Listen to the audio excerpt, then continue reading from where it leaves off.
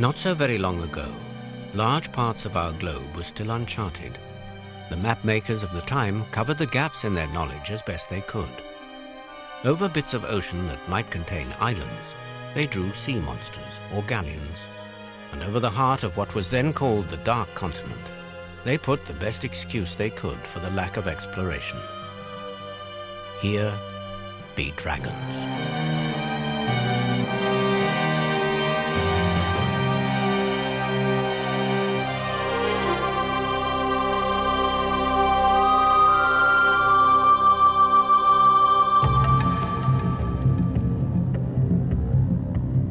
One of the last major areas on Earth to be mapped was East and Central Africa, the mysterious and mythical source of the mighty Nile. The geographers and soldiers of fortune who penetrated here traveled through the most spectacular collection of wildlife on Earth.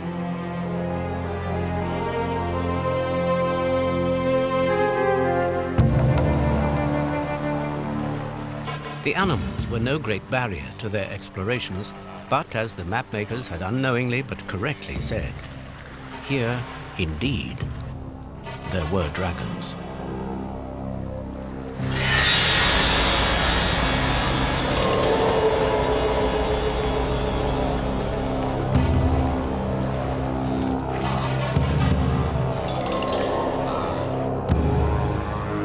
The dragons were Nile crocodiles. 200 million years ago, the Earth was ruled by dragons. And for the next 150 million years, crocodiles, primitive lizards, and the great dinosaurs were the dominant animal life forms on this planet. What caused the dinosaurs to become extinct is still a matter for conjecture. But what is certain is that the crocodiles survived. Enormously successful creatures that are still found in warm latitudes right around the Earth. Like all reptiles, crocodiles are so-called cold-blooded creatures. Their blood is not actually cold, it's normally the same temperature as ours, but they rely on external heat sources to regulate it. This they do by moving in and out of the water and basking in the sun. When they get too hot, they move into the shade, or open their mouths for evaporative cooling.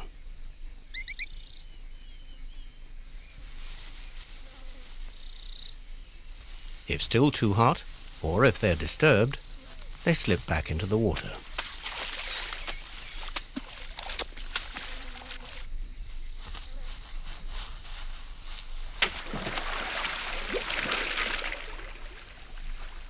In the water, with their powerful tails and webbed feet, they are superbly adapted for swimming. Their nostrils, eyes, and ears are all arranged just above water level, so they can lie in wait for prey with only the minimum amount of head showing. Perhaps the most spectacular crocs in Africa live here in a series of pools along a 10-mile stretch of the tiny Grumeti River in Tanzania's Serengeti National Park. They are monsters, and they have a unique lifestyle. Most large reptiles can go for long periods without food. The economy of these crocs is based on a huge feast just once a year. A mere stream for most of the year, the Grumeti shrinks to a series of greasy pools in the dry season. But there are dragons here as plentiful and fearful as any in legend.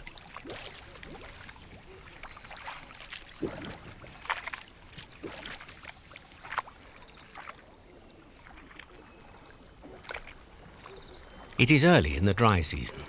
The dominant males have begun courtship, and sex raises its ugly head.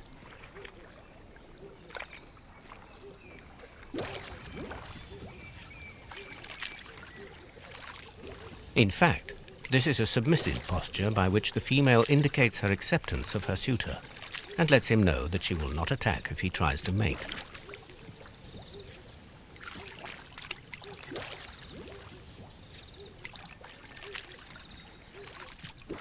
Mating takes place in shallow water, and 1 month later the eggs will be laid.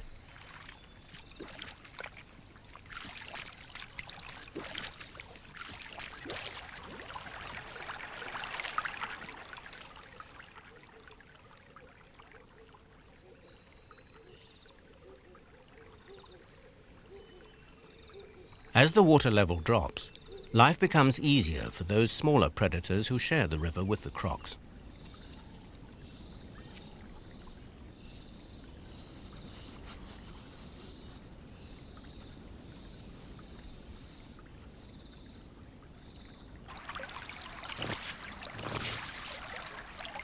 This is a marsh mongoose, a solitary creature that feeds mainly on crabs and shellfish it finds in the shallows with its nimble and sensitive hands. This one is after mussels, which he will break by throwing against a rock.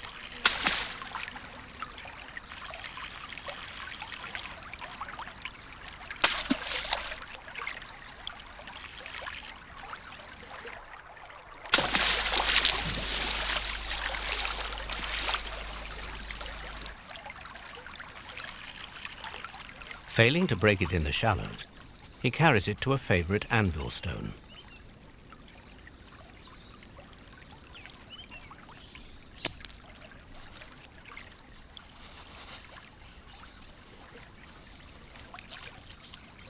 The mongooses are sometimes caught and eaten by crocodiles. But like many of the small creatures along the river, there are times when it benefits from the croc's presence.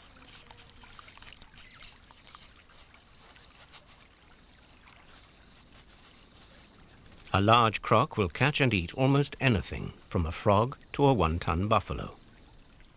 They will scavenge too.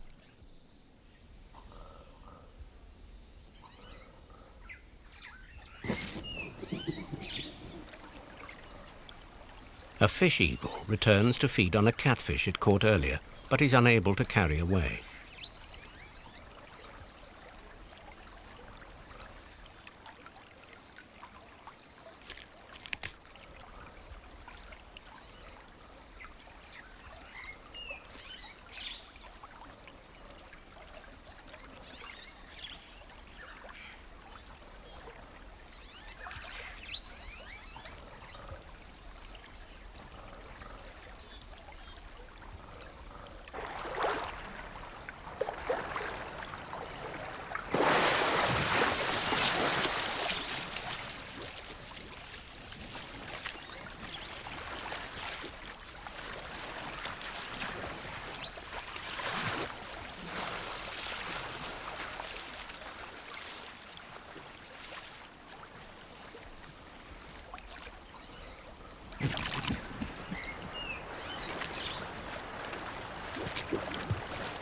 For most of the year, the Grumeti River crocs make do with such slim pickings.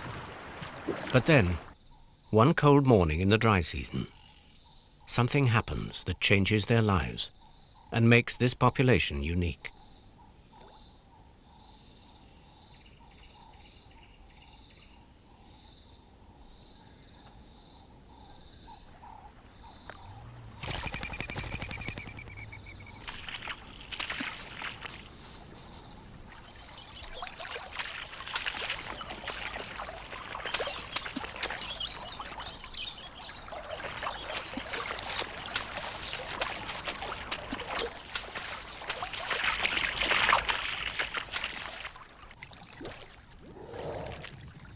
There is a rumbling in the distance that the older crocs recognize and respond to.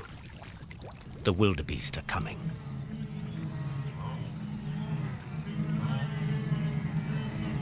There are over 1 million wildebeest in the Serengeti, and every year their migration in search of grass and water brings them to the Grumeti and to these pools.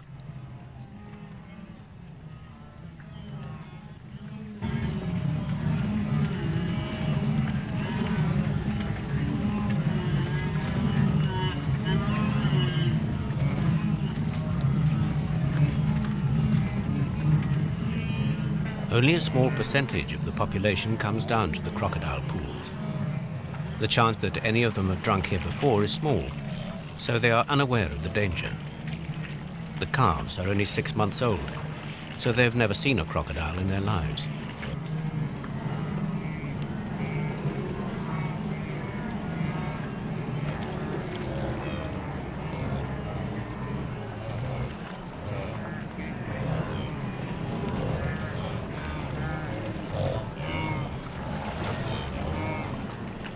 Even when a sandbank forces the croc to expose its back, the wildebeest do not recognize the threat.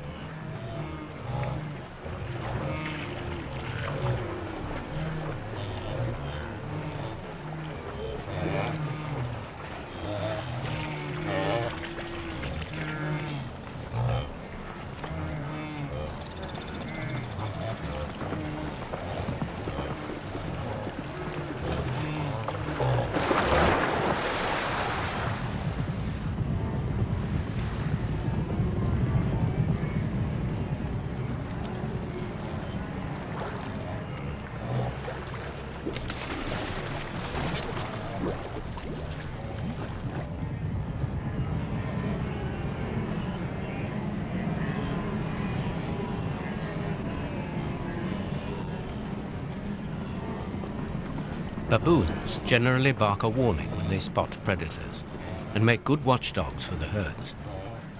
They are frightened of crocs, as their behavior when drinking or crossing the river shows. But they have lived alongside these dragons all their lives, so unless they feel the troop is threatened, they ignore them. And their relaxed behavior helps to reassure the herd.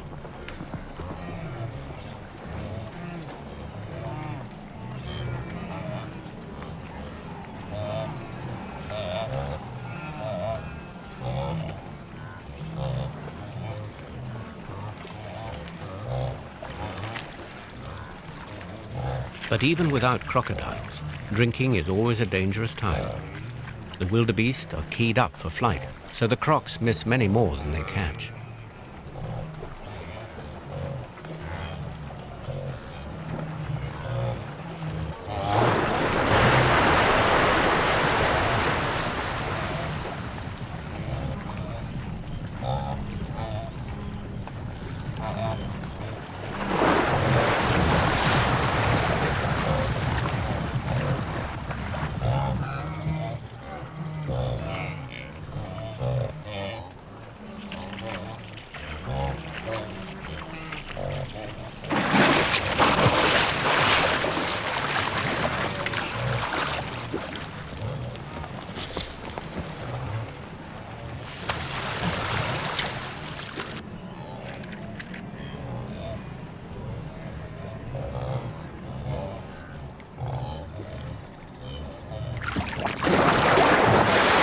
The croc weighs over a ton, the wildebeest 300 pounds.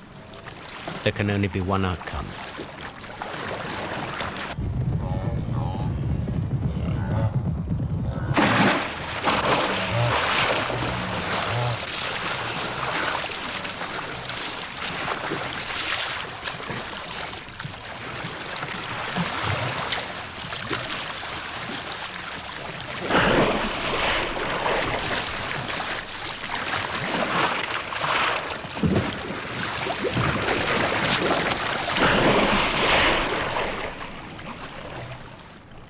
Crocodile jaws are designed like a steel trap, with teeth like spikes to hold the prey.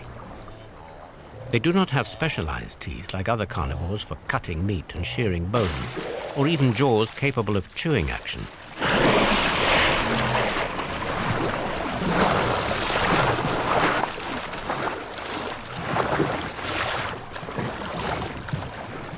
Some Africans call them the animal that kills while it's smiling. With a large carcass, several crocs simply grab hold of the animal and use their huge bulk and strength to twist a piece off. And an adult wildebeest comes apart like a rag doll.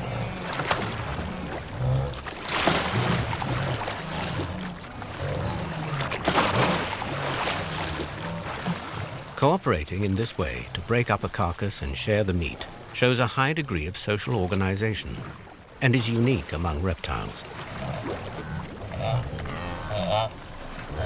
The wildebeest drink at these pools for only a week or two, but in that time the crocs become completely engorged.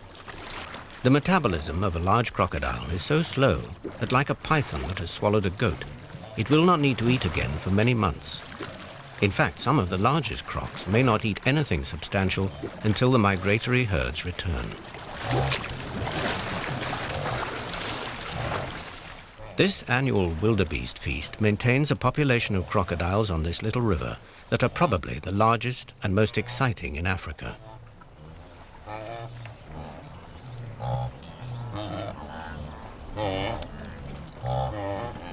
The dry season tightens its grip.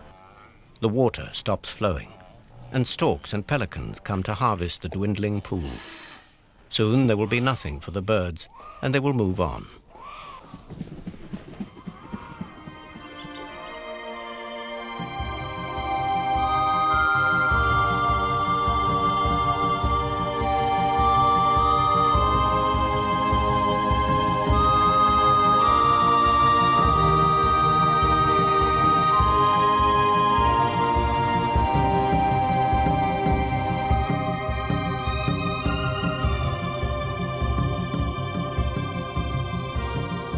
The Grumeti flows west through the Serengeti National Park and joins the waters of Lake Victoria, Africa's largest lake. And the lake, in turn, empties into the Nile, Africa's longest river. Then, in northern Uganda, most of this mighty flow is suddenly squeezed through a 27-foot gap, the Murchison Falls.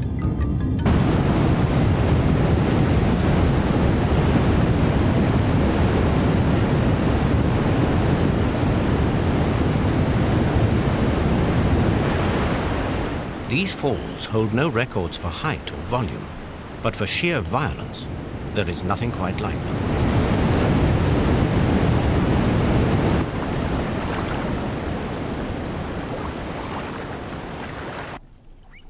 Downstream, where the river spreads itself out again, the dragons are nesting. On traditional beaches that they use every year, the females dig down a couple of feet and lay up to 80 eggs, about the size of an elongated tennis ball. They are incubated by the heat of the sun, but the females lie on top of the nests to protect them from predators, so making the beach a safer place for other would-be egg layers.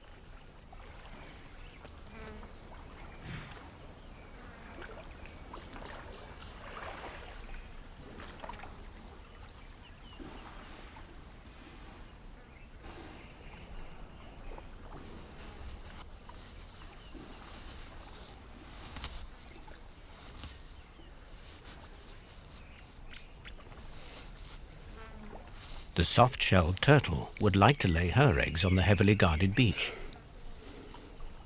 The trick is getting past the guards.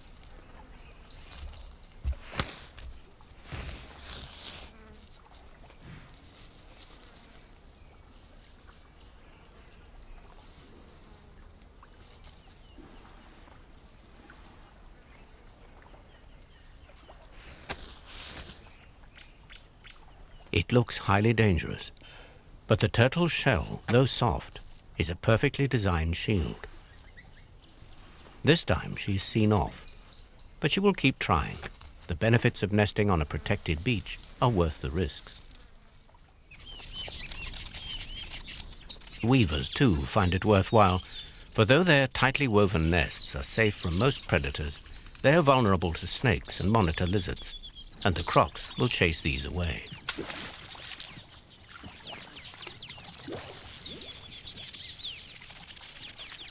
But like any accommodation with first-class security, the rent comes high. Any tenant who does not take reasonable precautions may end up paying in full on behalf of the colony.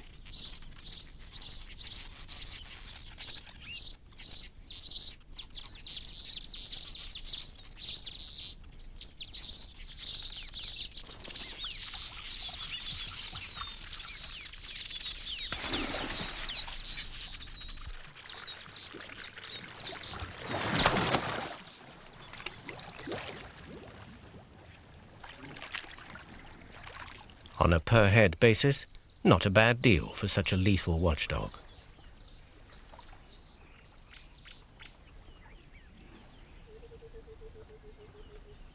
The water thick-knee, or dickup, is a plover-like bird that has a very strong association with crocodiles.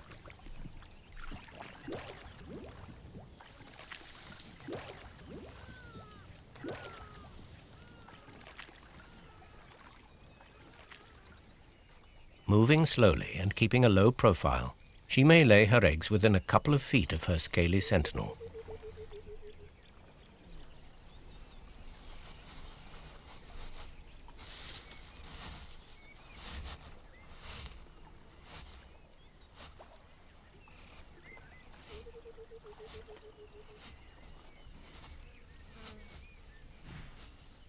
The turtle, the weavers, and the dicop are all seeking protection.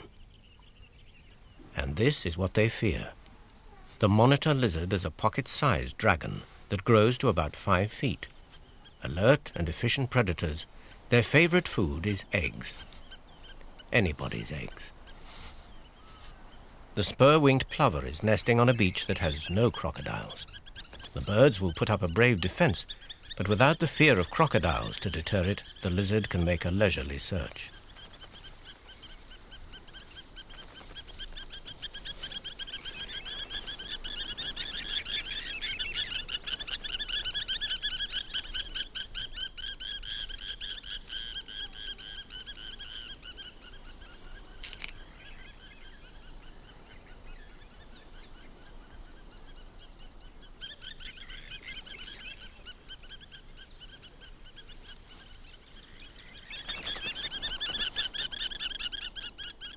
Back on the crocodile beach, where the dicop creeps past its giant minder, the dangers of nesting among crocodiles are outweighed by the advantages. And the main benefit seems to be that any monitor that visits the beach is apprehensive and jumpy.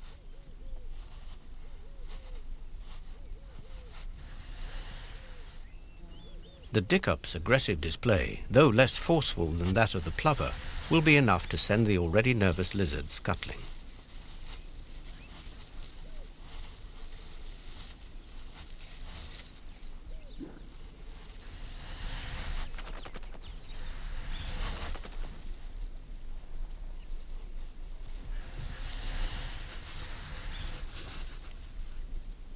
For 90 days, this beach has been a safer place for several species, thanks to the guardian female crocodiles. Their concern, of course, has been solely for their own eggs, and now their devotion is rewarded.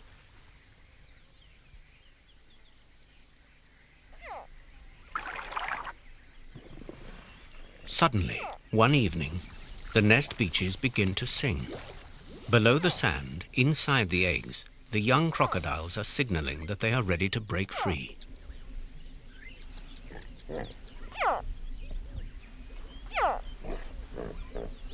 The females now have an exhausting task. This evening and in the morning, they will dig down to open up the nest so the eggs can hatch, and reveal another extraordinary aspect of these ancient and complex reptiles.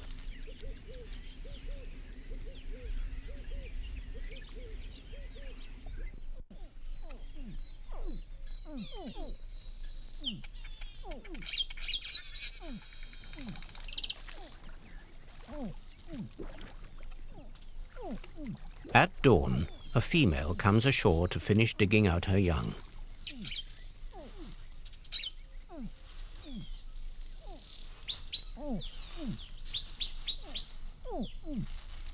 The calling of the hatchlings attracts monitor lizards too, and they become bolder in their raids on the beach. This one has found a turtle's nest out on the edge of the beach.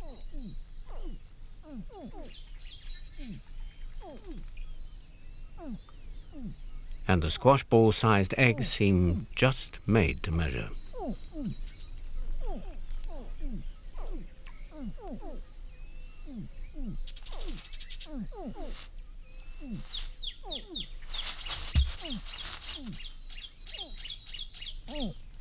Several nests may hatch at the same time, but the females have no problem recognizing their own young. Perhaps they identify them by their calls. The young crocodiles cannot break free of the eggs until the nest is opened up, and sometimes the female must dig down 2 or more feet, something she is not well adapted to doing.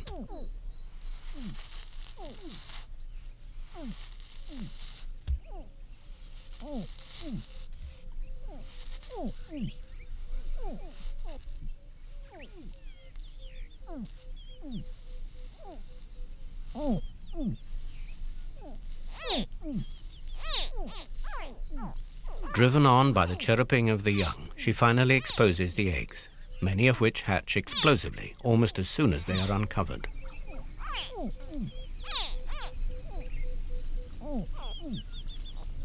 This event brings about a complete transformation in the female croc. From a monstrous killing machine, she becomes a caring and infinitely gentle creature.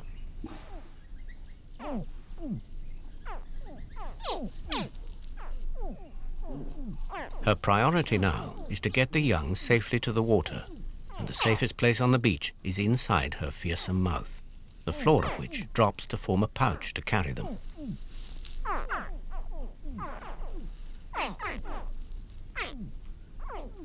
The hatchlings beg to be picked up, but she also picks up the unhatched eggs, and with great precision squeezes them just enough to crack them open.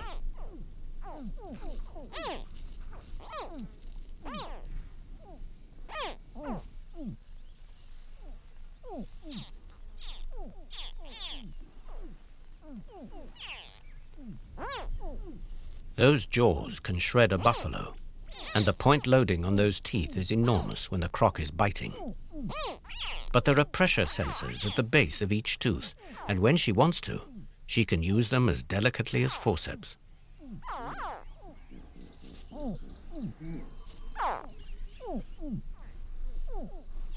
The monitor lizards know their chance will come, for when she has about 20 young in her pouch, the female must take them down to the river, leaving the nest unguarded.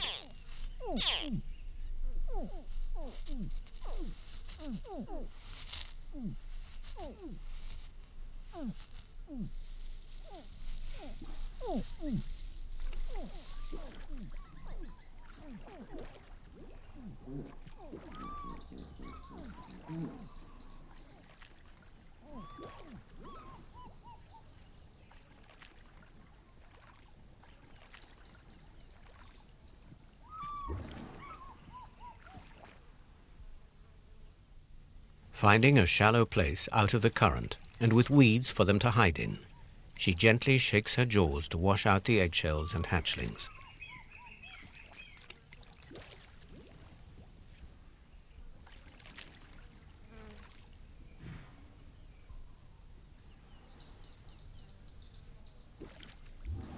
It is a dangerous new world for these babies, but the female cannot spend any time settling them in, for back on the beach, the dangers are even greater. With the female away, the lizards move in to play out one of the oldest continuing dramas on this earth.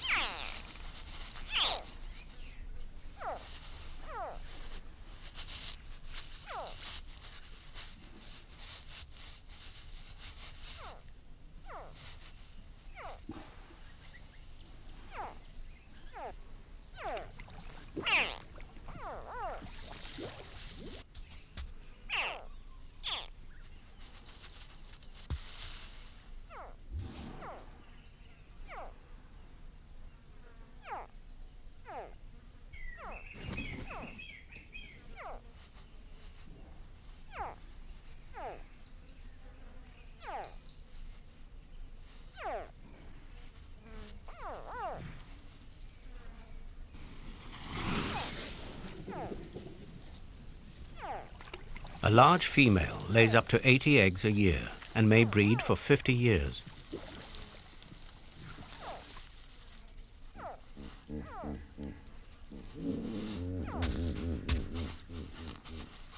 In a stable population, only one of those thousands of eggs needs to reach maturity. So every year the nesting crocodiles provide this great feast for the small creatures that share the river with them. No other predator passes energy down the food chain in this generous fashion.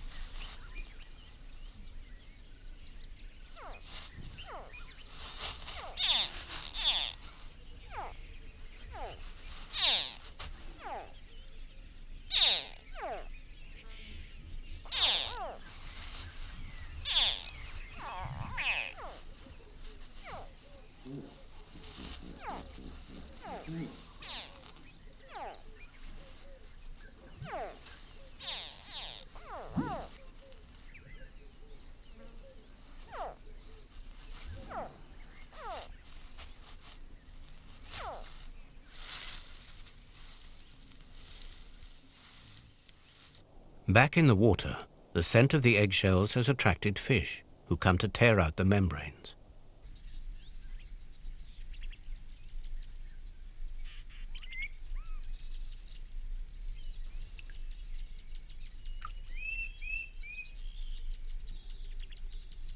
The tiny crocs are in danger here too, and must hide among the reeds. In the open water, there are Nile perch up to 100 pounds, as alert and voracious as any monitor lizard.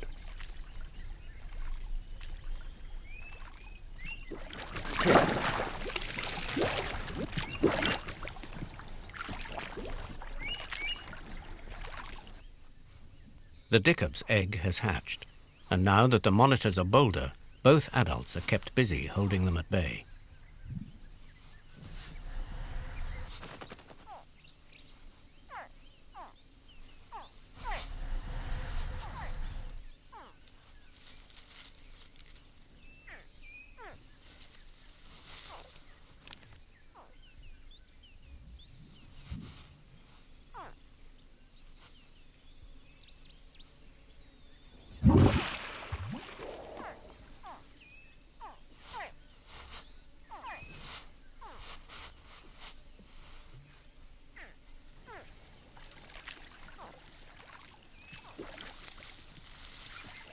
This time, when the croc charges ashore, she passes close to the Dickop family.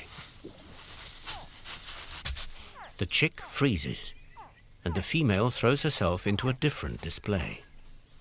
This is not the aggressive show that frightens off the lizards. This time, she is feigning an injury, flopping helplessly in front of the croc to try to lure it away from her chick. It works. The croc is fooled and lumbers after her. In the confusion, the croc's attention is switched to a monitor lizard. They go for him instead. And for the Dickops, the moment of danger has passed. But not yet for the baby crocs. The mother must make 4 or 5 trips to the river with her mouth full of hatchlings, and until she has moved them all to safety, the raiding will continue. Despite all the females' efforts, on many beaches, monitors and other predators wipe out over half the eggs and young. When this tender carrying of the young was first observed, it was thought that the babies were being eaten, and for years crocodiles, especially the males, were said to devour their offspring. In fact, killing and eating newly hatched young is extremely rare among crocs, and the male is usually as protective and gentle with the babies as the female. But on this beach, that extremely rare and terrible thing is happening. This male is not gently taking the hatchlings into his mouth. This male is a cannibal.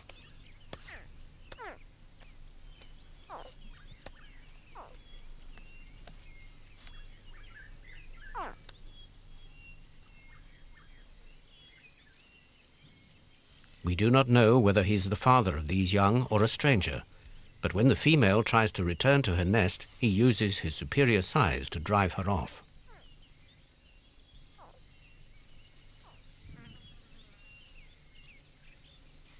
He threatens her, and she adopts a submissive posture and moves away, leaving him to return to his gruesome meal.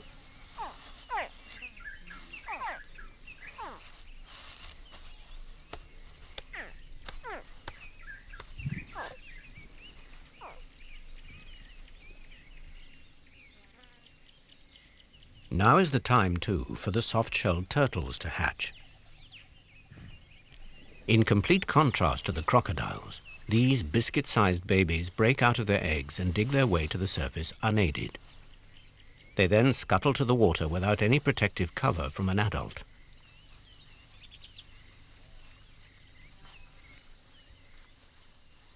Their mothers did provide some protection. They laid their eggs on a crocodile beach, where they had the benefit of those heavyweight guards. But what about these tiny morsels, as obvious and irresistible as the last peanut on a plate as they scamper down the beach? Won't they get eaten by the guards?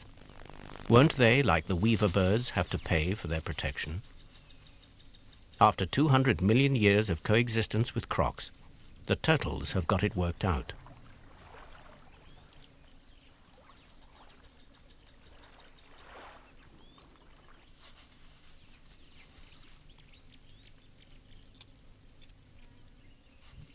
There is an old saying in the army, if it moves, salute it. If it doesn't, paint it. Although the crocodile is the most advanced of reptiles, its brain works in a similar primitive fashion. For most of the year, the command would be, if it moves, eat it. But while they are nesting, the females seldom eat, and if, during this time, there is something small and helpless on the beach, the command seems to be, if it moves, mother it. The croc picks up the baby turtle and takes it into her gently smiling jaws. For the female turtle, the attacks she suffered to lay her eggs near the crocodiles have paid off. Her young get a relatively safe passage across the beach, and one of them even gets carried down to the water.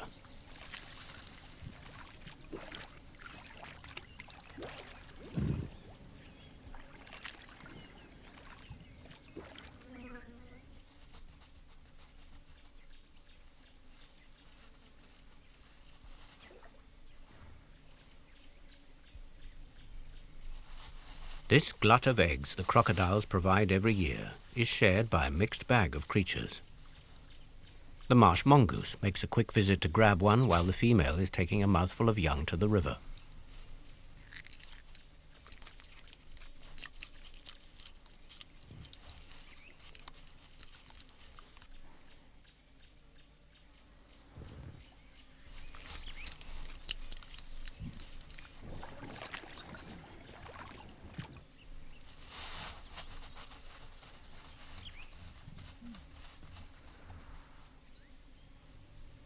Birds come to eat the egg shells to get the calcium they need for their own eggs.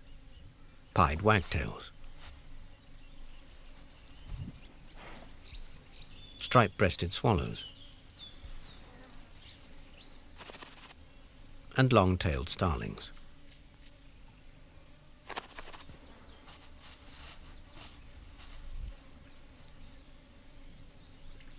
Baboons come, and like any humans on a beach picnic, they fret about getting sand on their eggs.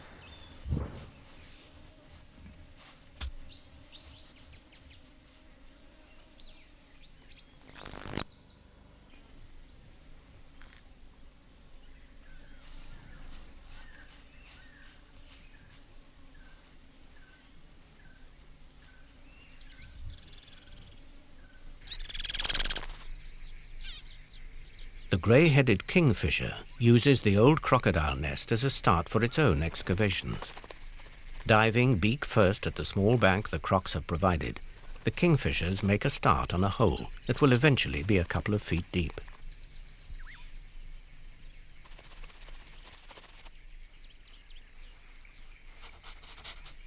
And so, long after the crocs have finished nesting, there will still be eggs hatching on these special beaches.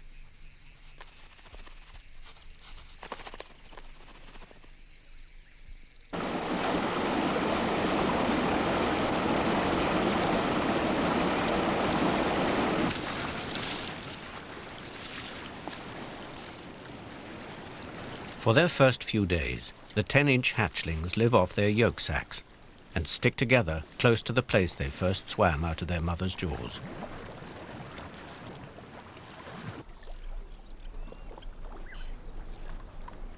The female is still constantly on guard.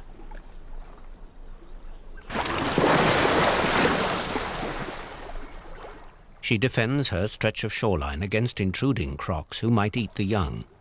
But their numbers are gradually whittled away by predators both in and out of the water, and there will be 90% mortality in the first year.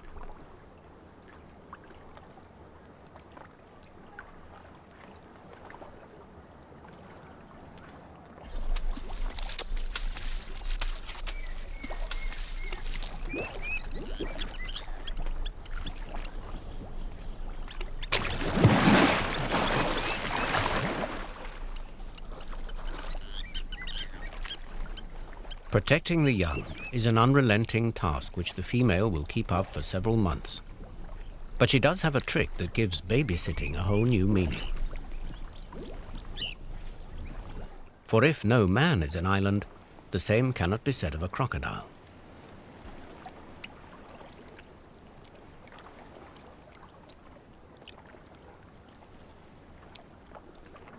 For the first couple of months of their lives, Mum makes a perfect refuge for the young, and they all gather on top of her as soon as she is available for basking.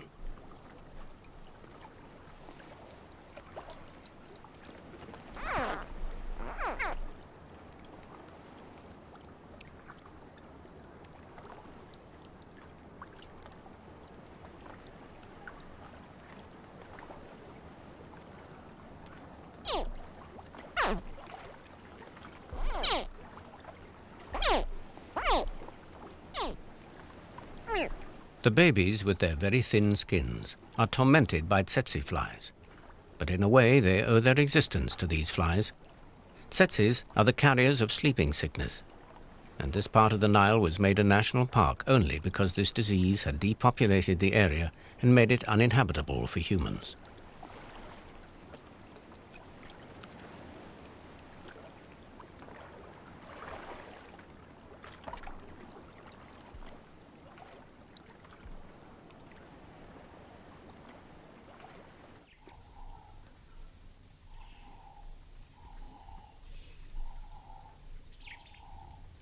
Back on the Grumeti River, the year has come full circle. The pools are shrinking, and thousands of small catfish called squeakers come to the surface to gulp air.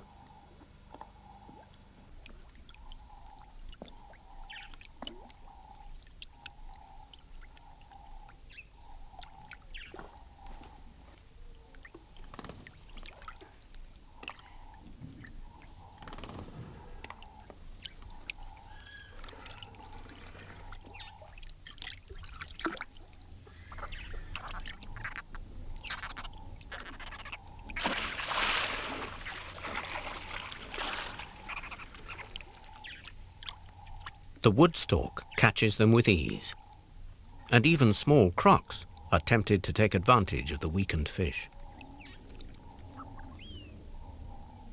In their first year, crocs eat mainly insects and later move up to tadpoles, frogs, and fish.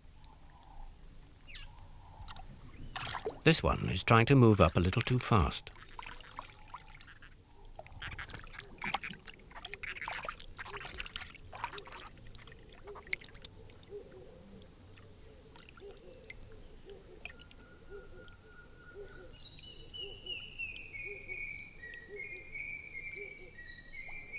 A dragon and a dragonfly.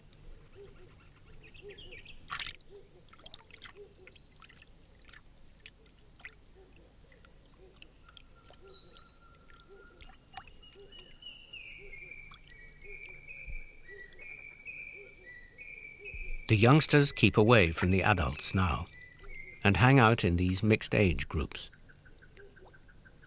They grow about a foot a year at first, slowing down as they get older. It will be 10 or 15 years before they're ready to tackle a wildebeest.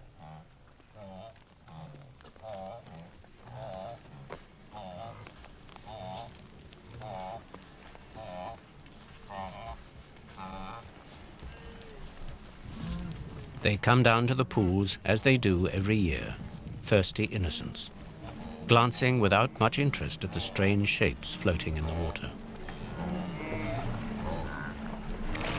And as always, there is a week or two of primeval carnage until the crocs are full.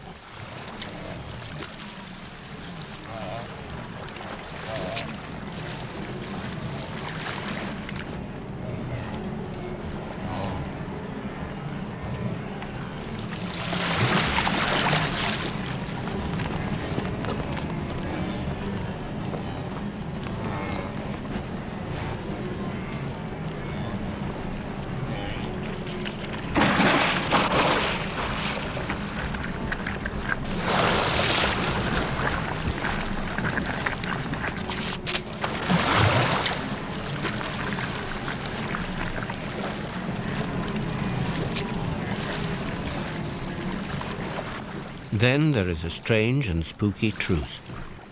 Like human diners presented with a trolley of sweets at the end of a huge meal, the crocodiles cannot resist looking, but nor can they eat another thing.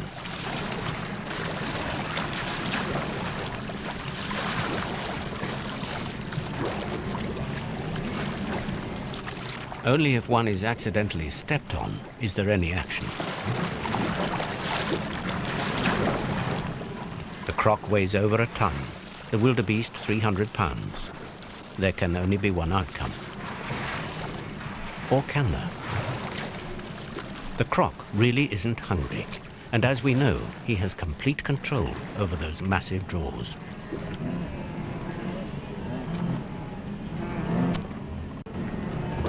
The animal that kills while smiling can, it seems, also laughingly let go. Incredibly, the wildebeest walks away, unworried and unmarked.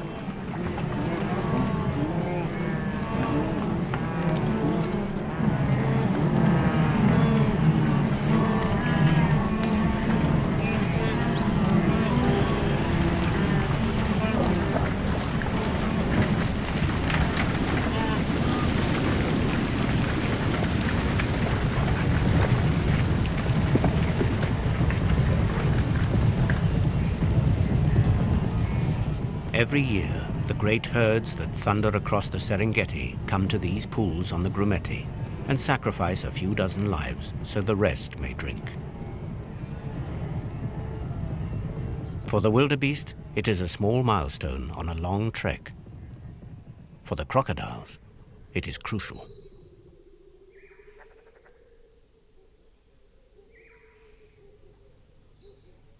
These 16-footers are among the largest and heaviest crocs in Africa.